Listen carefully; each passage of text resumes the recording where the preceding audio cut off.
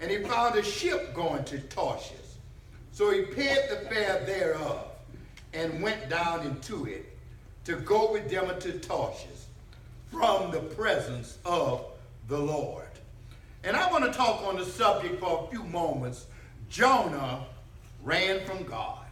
Jonah ran from God. You know, in this life, we are some busy people. We do some running in life, amen.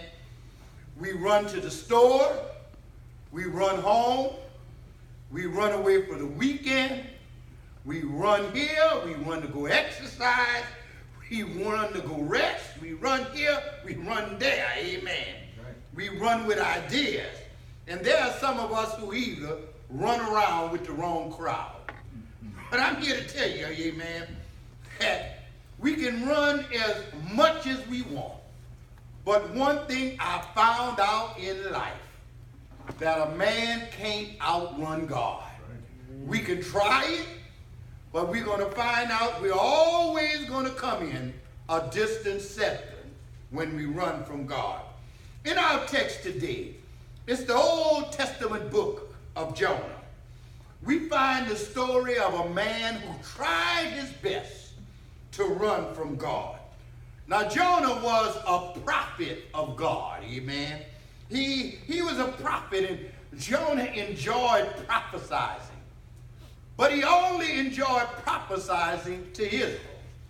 And he only enjoyed prophesizing good prophecy from God. Now, Jonah had some bad news that God had gave him. And this bad news was to another nation.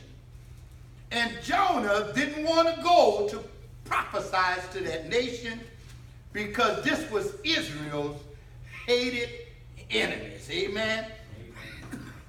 Amen. That's one thing to be able to preach a message to those that you love. But it's another thing to go and try to tell somebody you cannot stand the message from God. Jonah hated the Ninevites. Jonah hated the Assyrians. Jonah hated anybody that wasn't Jewish. If you want to talk about prejudice, Jonah was prejudiced. Amen? Amen. If it wasn't Israel, he didn't want to have nothing to do with you. So my Bible lets me know a little bit about these people from Nineveh, the Assyrians. Whenever their armies captured a city, unthinkable things would happen. They did things like skinning people alive. The Assyrians also liked to decapitate people. They would take and cut people's heads off. They also like to take a body and just mutilate the body, that it don't even look human no more. They love to take their enemies and rip out their tongues. They would capture prisoners, and they would put the prisoners in little dog kennels and keep them in their kennels for life until they die. In the city of Nineveh, there was 120,000 people. 120,000 souls that lived in that city. But it was 120 evil people that lived in the city of Nineveh. This city was filled with violence, murder, rapes, robbery was the norm for the city of Nineveh. They practiced witchcraft. And those who would come into the city, somebody would try to put some type of spell or hoodoo on them in the city of Nineveh. There was immortality all over the city. There was sin on top of sin, amen. Men with men and women with women and people with children. They didn't make a difference. If you was in Nineveh, you could have been raped. Whether you was 8 to 80, blind, crippled, or crazy, your body was in danger in the city of Nineveh. Amen. But in our text, in the second verse, God spoke to Jonah and said, Jonah, arise, go to Nineveh, that great city, and cry against it, for their wickedness is come up before me. Go to Nineveh, Jonah. Go and preach to them. Let them know I'm not satisfied with their ways. Let them know if they don't straighten out, justice is going to come to their great city. But you see, there was a problem there. The Assyrians hated the Jews, and the Jews hated them even more. For a Jewish man to be told by God to go and preach to these evil, wicked people of Nineveh was a sickening idea.